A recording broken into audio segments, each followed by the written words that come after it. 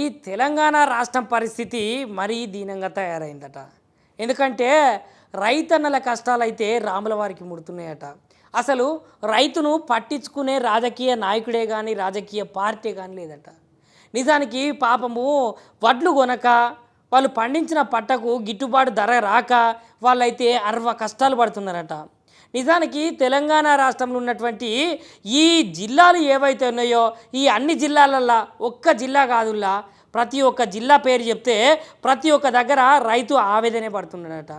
మన ఛానల్ నుంచి అయితే ఇంత ముందుగానే ఈ రైతుల గురించి అయితే ఒక వీడియో పెట్టినాము. రైతుల కష్టాలు ఎట్లున్నాయి, దానికి రాష్ట్ర ప్రభుత్వము ఎట్లా చేయాలి, రాష్ట్ర ప్రభుత్వాన్ని కూడా మనం కూడా రిక్వెస్ట్గా విన్నపించుకున్నాము. కాకపోతే ఇప్పుడు అస్సలకే ఆగుతలేవట రైతుల ఆవేదన పోరాటాలు. రోడ్ల మీద బైఠాయించే వాళ్ళు ధర్నాలు చేస్తున్నారట. ఎందుకంటే రైతులకు కూడా ఆవేదన ఉంటుంది కదా, వాళ్ళు పండించిన పంటకు కొనకపోతే వాళ్ళకు కూడా మస్తుగానం బాధ అవుతుంది కదా.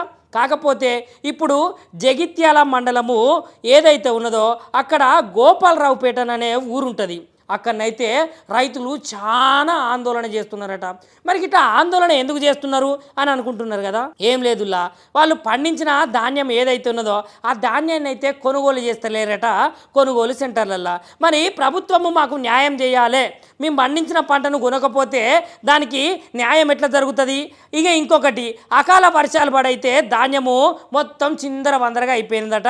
గట్లనే వరి అయితే ఏకంగా మొలకలు ఎత్తినాయట. మరి ఈ మొలకలెత్తిన వరిని గట్లనే అకాల వర్షం వల్ల పడ్డ పంటలను ఎవరు కొంటలేరు. మార్కెట్లోకి పోయి పడిగాపులు కాస్తున్నా కూడా మమ్మల్ని పట్టించుకునే నాదుడే లేరు.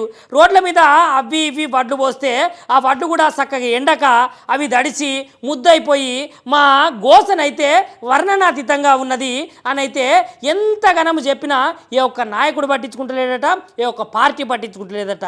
అయ్యా, మరి రైతుల గోసను ఎందుకు పట్టించుకుంటలేరు? రైతులైతే బాగుపడాలి కదా. రైతు దేశానికి వెన్నుముక అంటారు, రైతు లేకపోతే దేశం లేదంటారు. రైతు పండించిన పంట మనం అందరం తింటున్నాం కాబట్టి 5 ఏళ్ళు నోట్లోకి పోతానే అంటున్నారు. గిన్ని గనము మంచి మంచి మాటలు రైతుల మీద చెప్తారు కదా. మరి ఇప్పుడు రైతు పండించిన పంటను ఎందుకు కొంటలేరు అని అక్కడ ఉన్నటువంటి జనం అయితే రోడ్ల మీదకి వచ్చి రోడ్ల మీద కూర్చొని నినాదాలు చేసుకుంటా ధర్నాకైతే దిగిర్రు. మరి ఏ రాజకీయ నాయకుడు, ఏ రాజకీయ పార్టీ రైతన్నలను ఆదుకుంటుందో కానీ ఇక మీరే వేసి చూడాల్సిందేనులా. షేర్ చేయండి, లైక్ చేయండి, సబ్స్క్రైబ్ చేయండి. మరిన్ని వీడియోల కోసం బెల్ సింబల్ పై క్లిక్ చేయండి.